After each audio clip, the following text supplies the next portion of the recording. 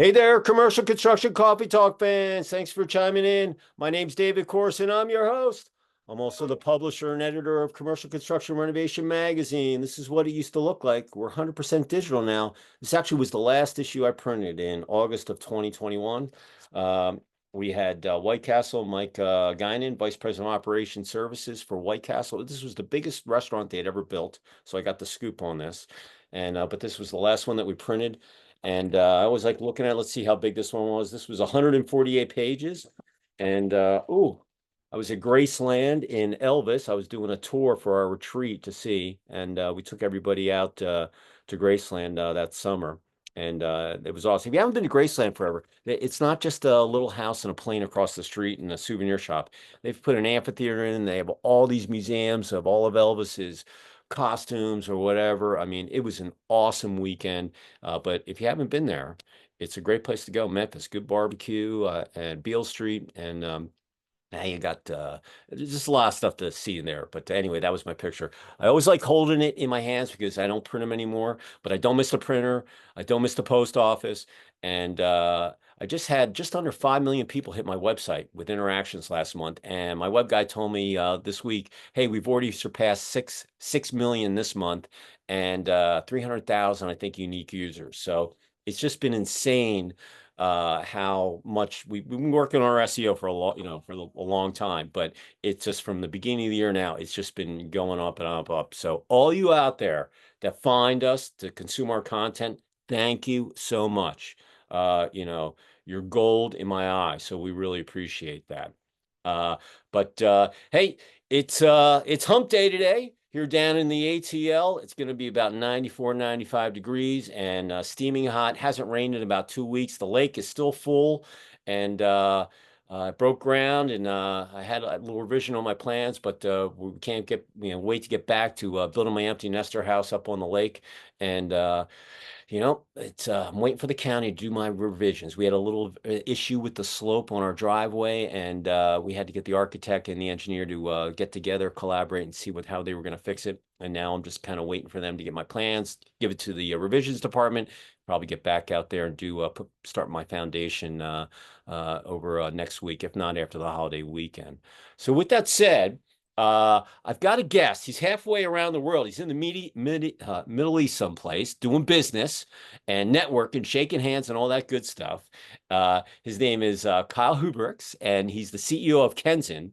And his products and services are basically on safety, keeping your construction workers on the site from a physiological point of view safe. So Kyle, say hello to our listeners out there on Commercial Construction Coffee Talk.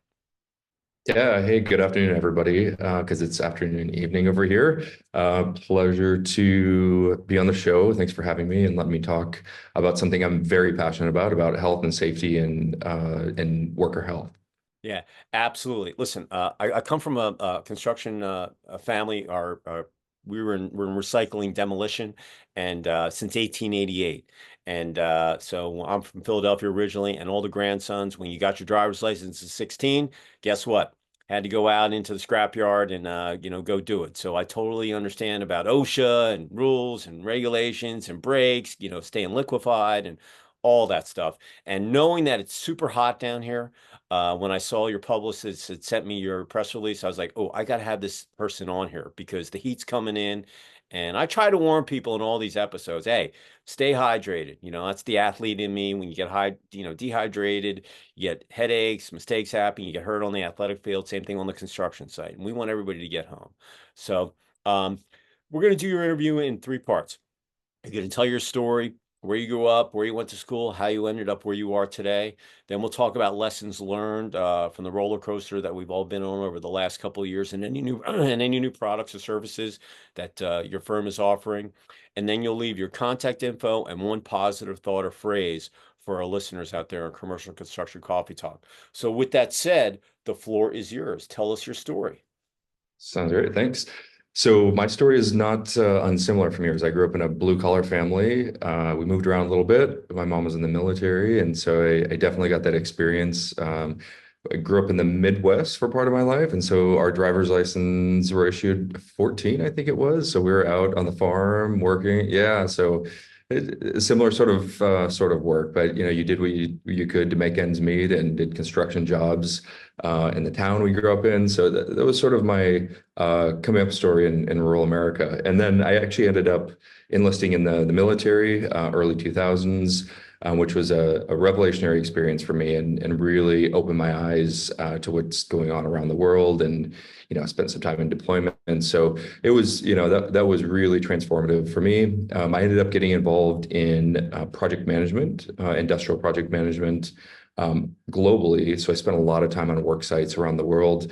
But I always had something that was anchored in me and just wanting to improve health outcomes. My mom was a nurse, and it was really important to see, people go home at the end of the day in as good a shape as they got there in the morning, or better. So that's really what sort of started getting me involved in human biology and technology, and ended up here at Kenzen. So now we're operating globally around the world, trying to improve the outcomes of worker health as well.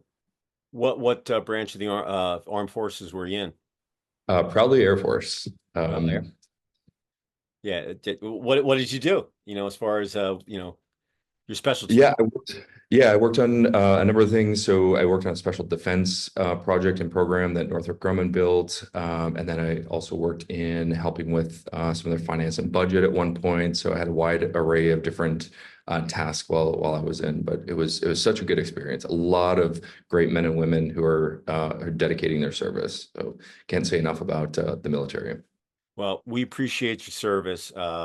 Anybody that's going military, current, past, or future, totally respect it. My grandfather was a combat engineer underneath Patton in World War II, and Oh, he wow. helped rebuild all of the bridges that the Allies bombed, and the reconstruction of Europe after the war was over. And I've got some awesome Super 8 film from the scrapyard, where after the war all the tanks and jeeps came back, that they cut up the metal. And listen, we were in recycling and sustainability before it was even a word, so it but I learned at an early age, how to take the flag up and down, and fold it. And my stepdad was in the Air Force. My dad was in the Confederate Air Force. He was owner of a B-25 and a Mustang. And my son, he just did a 3-year stint at Boeing. He got his A&P license. He went to FAA mechanic school, 2-year program, and Yep. he worked on the 787 platform. He was in the plant for a year, and then a flight ops came up on the tarmac, where he would work on all the 787s that were for delivery or would come back to be worked on. But it was a great experience, and he just he got bored working on the same plane. So now he just moved back to Atlanta, and he's working on Pilatus, which was just it's called Epps Aerospace. Anyway, they were just bought out by a Swedish company. I forget what it's called, but he's down there working on turboprops, jets, and what he went to school for. It, I think there's a revelation coming in air travel and air cargo and transportation in ways we haven't seen before. Just looking at, new companies that are coming out, you watch what, Boeing and other companies are investing in. So I think we're about to see something pretty amazing coming up, certainly transformational. So hope all goes well with your son, and Yeah. we're really cheering him on. Yeah, he actually just got his pilot's license, and he wants to get his Oh, commercial amazing. license as well. So he's a jack of all trades. He was one of those kids that, I remember I took him out to DU when we won the national championship for the first time in 2015. And Yep. we went out for the weekend. He's like, "Oh, I want to be a D1 lacrosse player, blah blah blah." And anyway, I played in the alumni game. We went to the dinner, and anyway, I knew he wasn't Kyle. I knew listen, he wasn't in history, and whatever. He just wanted to work with his hands.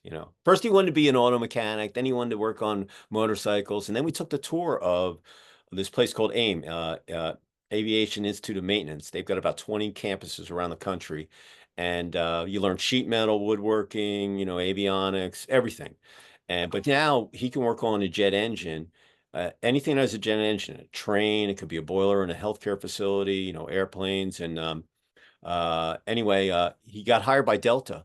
And then his first day at Delta, a recruiter called him and said, "Hey, but we need people in Charleston, South Carolina facility. We'll pay you 5 times what Delta's paying you." And so he called me up. He goes, "Dad, what should I do?" I go, "What'd your boss say?" He goes, "He told me to get the hell out of here." And Yeah. yeah, so a week Good later, advice.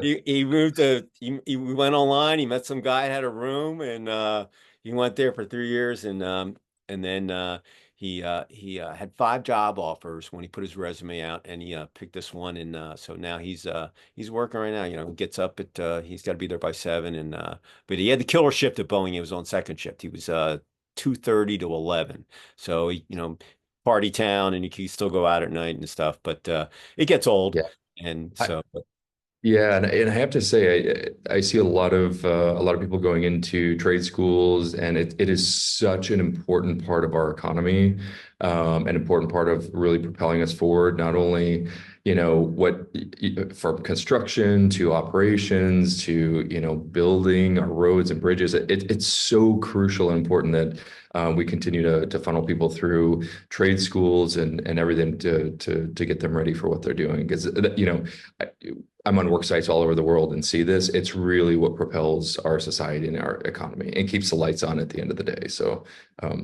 very grateful for everybody that takes that route. well, I'll tell you, we talked about the military, because I said, look, Yeah, if you don't know what you want to do when you're 18 years old or 19, go into the military. You get 3 square meals a day, you get a roof over your head, and you get some experience, and you can the come out, or if you discipline. want to Yep. stay in, but at least you'll grow, you'll become a leader. And he was going to go Air Force if he was going to go in. That's where he was going to go. And Yeah, but he said, no, I'll just go there and whatever. But uh, we've got Lockheed up in Greenville, which is about an hour, 15 minutes north of me. And they had offered him a job, and he had Apache helicopters out in outside of Phoenix.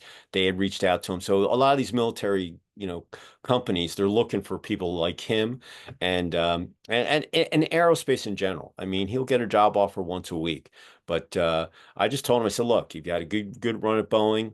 Good time to move. Just make sure it's for more money, and that you're happy, and then you're still young. You could still go into the military if you wanted to, yep. so but I always tell people, look, you know where you're going to go when you're young, go to the Military. military route. It'll be the Yeah, best thing yeah. that you ever did. So Yep. and once again, we appreciate your service. So I appreciate. um let's talk about Kenzen in general, as far as the physiological, I hope I pronounced that correct, tongue twister. Talk about what you're doing now, and any new products and services that you're going into. Normally I would ask about what's going on over the last 2 years, but oh shoot, man, we all know, listen, we're out of the tunnel. There's some speed bumps, some potholes, and right now, we got inflation, but all in all, a lot of my customers are contractors or vendors in the construction, the commercial side.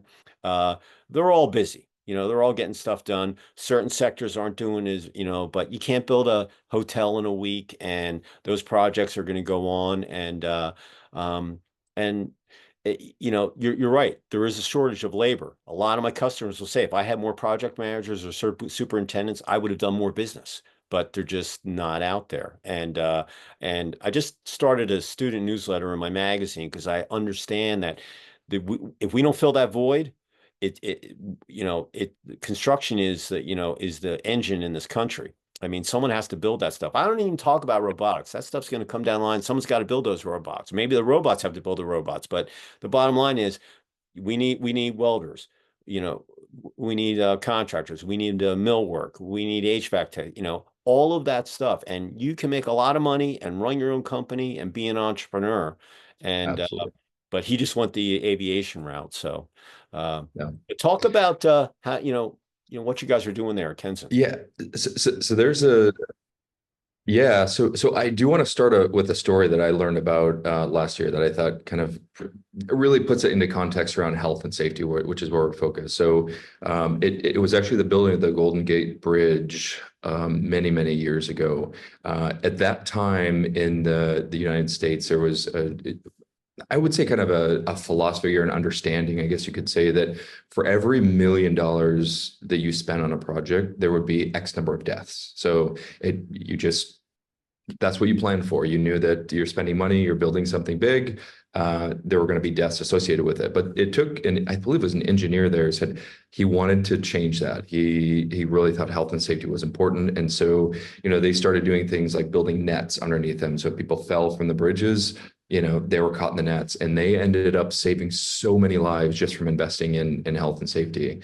And that, I think you'll see that whether you're a small business owner or mid-size or large employer, investing in health and safety it's really an investment. It's an investment in your people, it's an investment in the quality of your work, productivity. It's really, really key for what you're doing. And I would say a lot of the small business owners or any business owners know is human capital is really what propels you forward. And you just want to make sure that people want to come to work for you and they do the best job and they show up and represent you and your company well. So that's, it's a good way to kind of contextualize the conversation.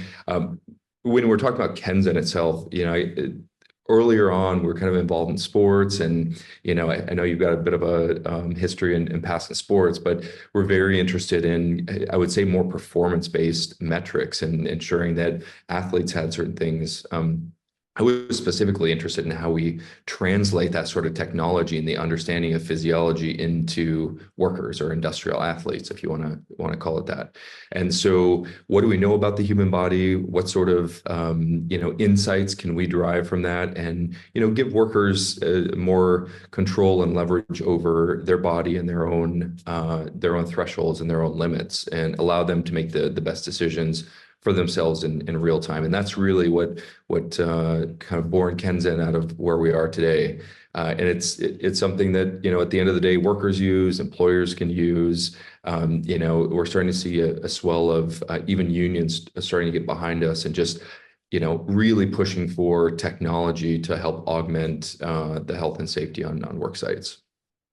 Did, in March of 2020, when everything basically went kaput, talk about some of the lessons learned and how it maybe propelled you, into that safety, mindset. Yeah, so we know what happened in 2020. There's a couple of unique parameters there during that first sort of few months of the peak of the pandemic.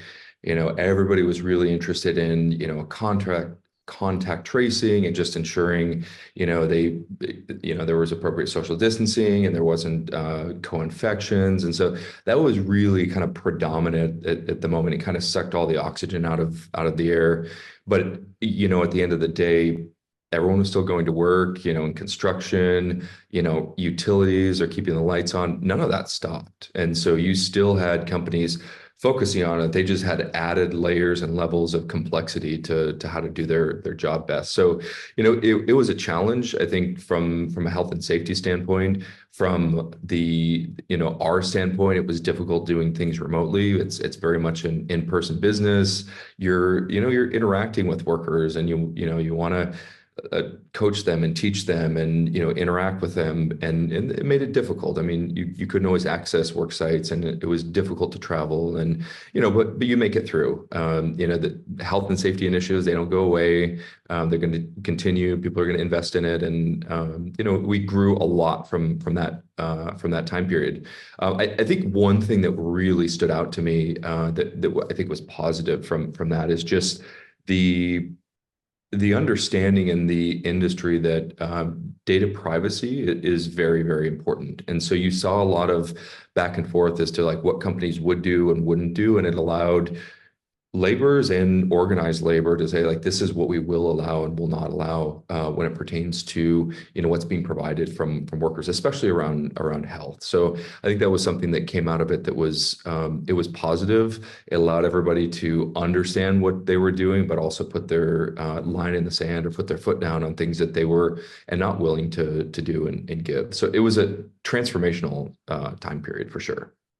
A lot of people don't realize that whether you're a supermarket truck driver, delivering food, or I had three construction projects that were around getting built. One was an old folks home, one was a firehouse, and then but they were deemed essential. So we were in the Yep. state of Georgia. We basically never really shut down, but there were protocols put in place. But a lot of my customers, they put their mask on, they got in the planes, and they still had projects that go on, and like I said, those people were troopers. They didn't know what was really going on. They were just following what they were told to do, but they got on the planes and kept things going on. And it was uh, it was an interesting time. But now I look back, it seems like yesterday that it all happened. But uh, where was I? I was in Milwaukee. I was that week. Uh, Tom Hanks got the bug. I was going to Columbus that weekend to watch DU play Ohio State in the Horseshoe and for lacrosse, and everything got canceled. March Madness got canceled, and then it was kind of crazy. And but one of the biggest things that, even though, look, I always look at making a positive out of the negative. So, uh, as I talked to people over the last 3 to 4 years, they all said that they learned more about their company. B, they learned more about their people. And people, like you said before, people's the backbone of your business. If you don't invest in your people and treat them like family, uh, you're missing the boat, because they're the ones getting it done. You can't do everything yourself. You have to have a team, and there's no I in team. So, Yeah. but and like I said, if they had more superintendents or PMs, they would have had better years. But they really, really took a good look at how things were done, and coming out of it, out of the tunnel, as we reopen the country and the world in general, that it was so important. But all the protocols that they put in, they're still there, and it's just, we don't want to see anybody get hurt, whether it's on the athletic field or on the construction site. So that's why that press release, when your publicist sent it to me, I was like, oh, I want to have this person on, because I've had guys on with hard hats and this and that, but not from the data metrics that you guys kind of get in the weeds in. You know what I mean? Yeah. Yeah. So you bring up a really good point around health too, and just how companies are looking at health different and how much more involved they're getting in the preventative part of health. You saw that a lot with COVID, just because there was a general understanding that, that there are consequences if they don't pay attention to it, if they don't invest in it. So that changed the calculus quite a bit. And you're right, it didn't go away. I think companies more than anything became a little bit more sensitive to the health of their workers, whether it's an infectious disease or something that's born out of exertion or something they're exposed to on the work site. They realize that it's important, and their resources are, it's not something you can take for granted, certainly. And you made a good point, and this is one of the positive messages I would say. If they always say, if you want to go fast, you go alone. If you want to go far, you go together. So I think Yeah. we found that a lot as well during the last few years. Yeah, this year, my New Year's resolution, call it whatever you want. I told my wife, I'm like, I'm gonna go do 5, 6 miles a day, and at the end of the first month, I was cooling off up by the pickleball courts, and I had my video, my camera, on my phone. I just did a little video. Go, oh, I should have just done these. So every day I go out and I run, and then at the end when I'm cooling off, I'll do whatever on my mind, but I leave a positive thought. And talking about, just heat and exertion. So during the winter, I was layered up, but as it got warmer down here in the South, uh, my wife's like, why are you wearing sweats and your shooter shirt underneath there? You're just sweating. And I said, babe, it's like this. You know how hot it gets here in the summer? I'm training my body to get used to the heat and sweating. So when it does come, so I think last week, I shedded my shooter shirt, but I'm still wearing my long sweats. And my son goes, "Why? When are you gonna get rid of those?" I go, "It's just I'm waiting for just a little more humidity and heat to come in, but my body's used to it that I don't get hot. I mean, I sweat, but I come home and rehydrate. Hydrate all day, and but it's really a training thing. Just trying to, it's like if I had my lacrosse equipment on, like the old guys, lacrosse in the summer, it gets hot. You got your helmet on, you got shoulder pads and heat, and but now I'm much more prepared for that. And you can drink a lot of water, but you really have to train your body, and your mind to be able to deal with it. And if something's wrong, your body, you need to when it gives you the indications, hey, there's a red light going off or whatever, you need to know that it is there. So I've done this for now no, almost 6 months, and it's been a learning experience, because I'm trying to shave off some time, a couple seconds a day on my pace. as well as trying to maintain my thing and my health as I'm going along. And but it's been an interesting gig. So like I said, I always push this about on construction sites being safe, and it's so important. I think your listeners could take something away from this, what you're talking about, because it's something we talk about quite a bit in what we call thermoregulation, or you're talking about heat. It's acclimatization, and essentially what you're doing is acclimatizing your body for the heat. I, I would say, if you have workers in the field, a lot of safety managers should have or would have heard about this, but there's generally a period of time when it starts to get warmer that they'll make sure workers are working in the heat, and you kind of stair step your way up. So maybe a couple hours the first day, and then you add another hour the second day. But you really need to work your body up, because our body's not great at those sudden changes in temperatures, which is what really complicates things when the temperatures go from, fairly cool to all of a sudden there's a temperature spike. That's when the fatalities happen, the serious incidents and accidents happen, and it's a little bit harder to moderate your body or understand really what's going on. And there's sort of an old adage that they talk about when they talk about overheating, and it's kind of like a bear on your back. You don't really know it, and then all of a sudden it's there, and it's too late. So in many cases, I would say an ounce of prevention is worth a pound of cure. So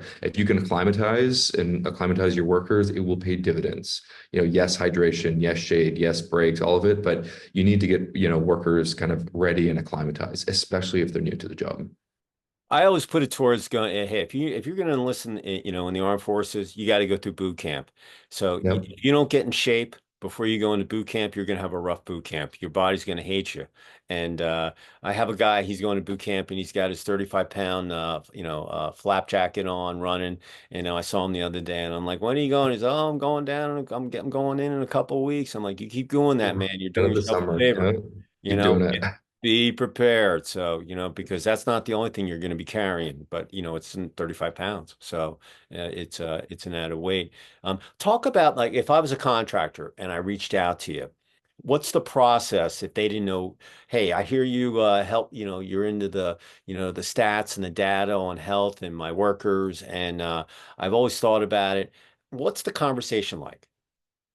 Yeah, so I would say 100% of what we do, and I say that with conviction, is inbound. So people are really trying to find a solution to figure out how to deal with heat, and we're hyper focused on prevention of heat illness because it's something you can prevent with the right technology.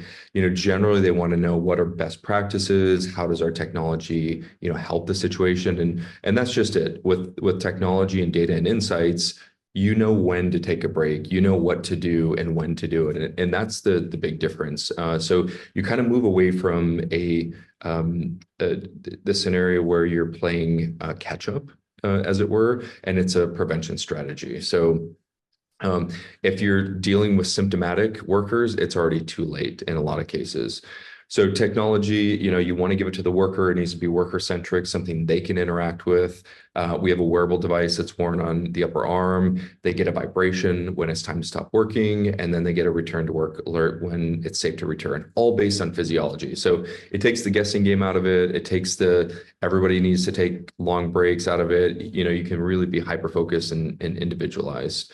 So those are for, more like general contractors and construction. Sometimes, they'll have people in confined spaces or welders with a lot of gear on. And those are some of the more difficult situations that people get put in as well. So you just need to be extra careful and make sure they're not overheating, because what happens, and anyone who's had a pretty serious heat illness will tell you, sometimes they live with that for the rest of their lives. It's just a lot more difficult for them to cool themselves down. They can't take the heat like they used to. And there's different theories as to why that is, and if it changes your brain a little bit or what it does to your system.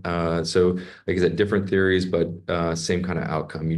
You don't want to get into that scenario because you pay for it. And I talk a lot about health outcomes, and we're talking more acutely or things that are happening in real time. But we now know that chronic kidney disease is associated with exposure to heat, and chronic cardiovascular and pulmonary disease. So you want to protect somebody now, but you want to also make sure that they live a long, happy life for their kids and grandkids. And so it is, I'll go back to this saying over and over again, an ounce of prevention is worth a pound of cure. And this is it's a defining moment in what we're doing and in our time, because there's billions of workers around the world, and the temperatures aren't getting easier on us. The work days aren't getting shorter. So it's, we have to pay attention a little bit and invest a little bit into our workers. So that tends to be how the conversation goes. There's always questions around data privacy and data security.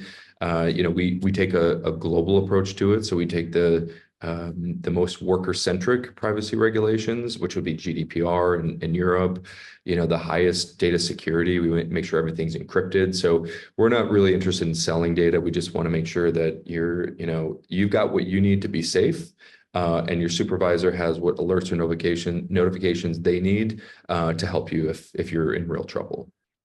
I had a guy in Israel on my podcast about a year and a half ago, and Mhm. he was doing the water sensors that they put on buildings or whatever, because water's the silent killer. You can't see it, you can't smell it, you can only and anyway, right before I had him on there, my parents, they're snowbirds, so they had a place out in Cave Creek, which is north of Scottsdale and Phoenix. And Yep. they shut the house down, and they have a guy come out every 2 weeks that would flush the toilets, and during the summer, hot months or whatever. Anyway, the water line on the refrigerator cracked. So it was running for about 10 days. Anyway, Ooh. uh, the guy, when he went there, they had a nice, beautiful wood door, but it was kind of swollen and he couldn't get it open. And when he opened it, a wall of water came out. Anyway, you had to gut the whole house. But I had this person on there, and they put these little sensors on there, whether it's a high-rise building or whatever, and it would notify you right on your phone that, hey, there's a leak. You could turn the water off. So when they redid the house, I told my parents about this company, and they had put the sensors in it because they didn't want to go through it again. And I took that to heart, because I would, as that happened, and then this year when I started my routine every day, um, I was layering up, and I was trying to, make sure I was hydrated before, putting in a good diet, everything that I wanted to do, because I wanted to perform. And I just didn't want to just go out there. And but then over the last, couple months, as it's gotten warmer, I've just kept that heat thing on there, because I knew eventually I was gonna shed some layers, but I knew how important it was to, not only for your mind, because your mind controls everything. They're like, oh, you need to get rid of that shit. No, no, no. I'm gonna go for a couple more weeks. But um, it was the best thing that I ever did, was prep for the heat. I've lived here for long enough to know that, hey, it's the dog days of summer. It's beautiful right now, but the humidity's coming in, and like July and August, it's freaking hot down here. And it's hot, hot in a lot of places. And but my body, I go out about 5, 6 o'clock at night, go for an hour and a half, whatever it is. And uh it's been an amazing journey to see, because in the beginning I was sweating, and I sweat a lot, but I couldn't cool off quickly. Now I'm sweating, but by the time I hydrate, I get in the shower, I'm not sweating again, because my body's, is prepared for it. So Yep. preparation and information is so key, especially with just construction safety.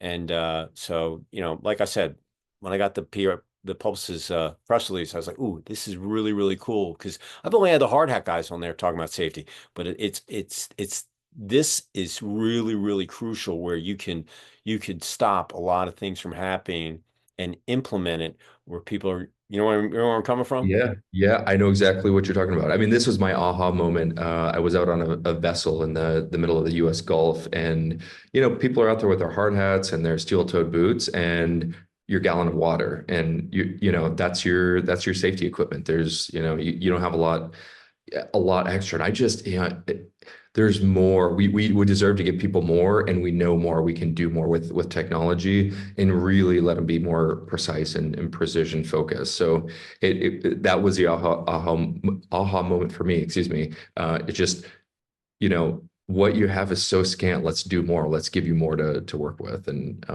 workers are deserving of that. So very, very key. Yeah, and I would say, there's a lot of movement even within the US, and I would say around the world, but there's a new initiative called Health Action Alliance. I actually think it started in, I want to say 2019, and it was a group of enterprise or businesses. And when I say group, I mean like 8 or 9 thousand businesses got together working with the government, the CDC, and just, trying to figure out and talk the same language as to, what it means, talk about, obviously during COVID, they were talking about health precautions and things, but they've really taken a worker-centric approach now, especially towards the adaptations to climate change, heat being a massive one. And so, everyone's kind of talking about this now and what are the best practices and, how can we do this better and how can we sustain ourselves? And I was just on a panel with the public health director for American Public Health Association and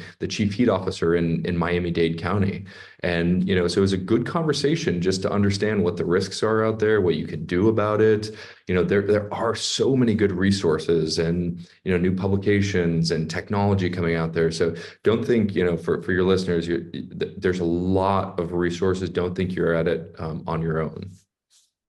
So everybody out there in commercial construction coffee talk, if you're a contractor, you could be a flooring installer, you could be a vendor out there, making sure that your fixtures are getting delivered, you're all out there on a site. I don't care if it's a retail store, hotel, restaurant, federal building, cannabis, craft brew. We run the gamut on our coverage.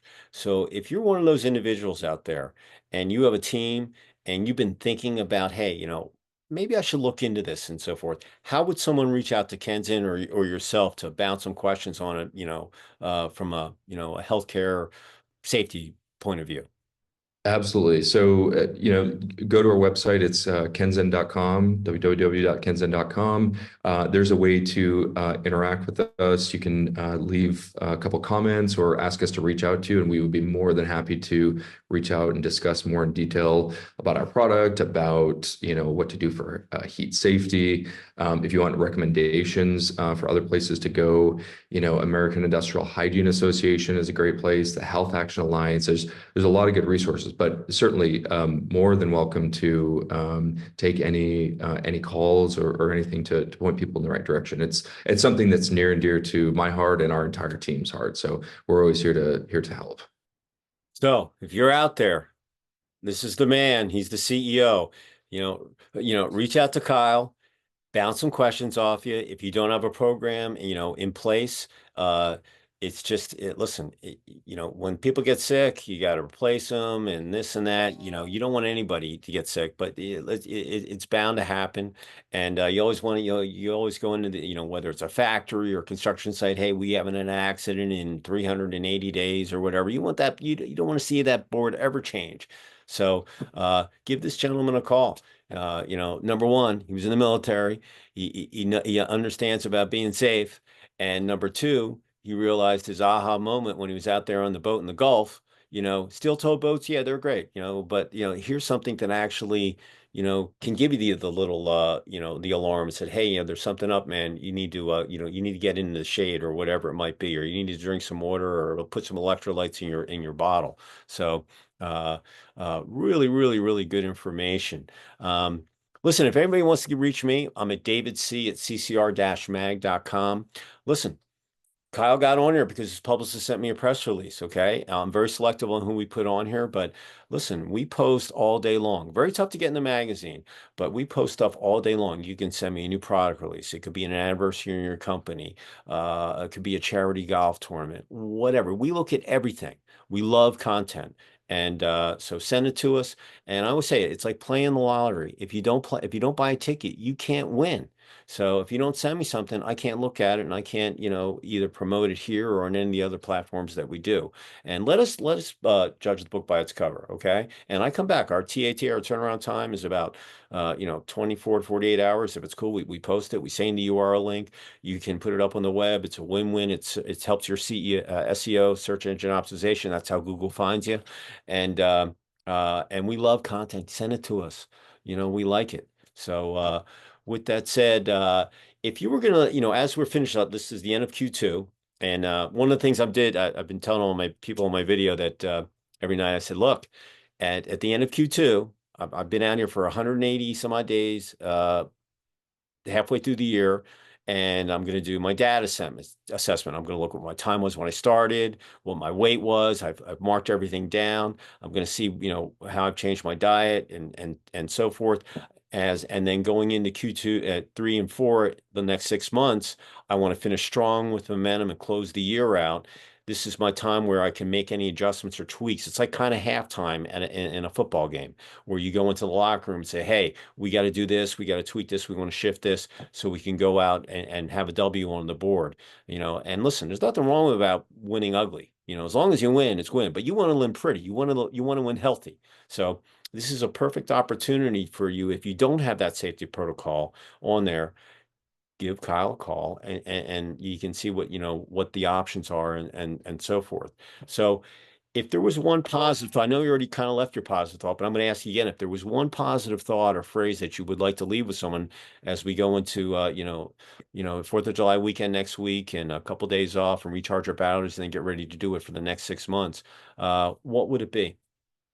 I'm going to go back to the same thing we've been talking about with investing in prevention. Listen to your body. It's never too late to invest in your own health. There's just you want to lead a long, healthy, enjoyable, high quality life. So if you can do it, start investing now. Take care of your people. Just the basics. So here to support and look. I really, David, I appreciate the time and highlighting this important issue and to your reader base and listeners as well. It's been a pleasure.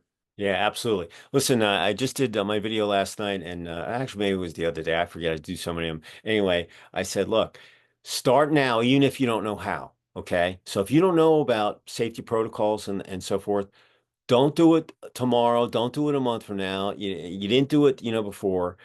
Do it today. If you don't know anything, ask some questions. If you don't know, ask, and then you'll know, and then you can assess if this is the right program for you or not. But believe me, you invest so much in your employer, your worker base. This is just an added little like an insurance policy almost that it can, but it's got some data. And listen, I'm a data guy. I'm addicted to it right now. I consume it and I learn something new every day. The day I stop learning is the day I should go do something else. So here's a very cool product that you can separate. If a guy's thinking about two contractors to go work for, and one's got a health safety program, the other doesn't, that would be something that I would be interested in. So and competition's fierce. There's a lot of contractors out there all going to bid on the same project. So, and you all need workers, and you want to maintain them and keep them there because you know how long it takes to train someone.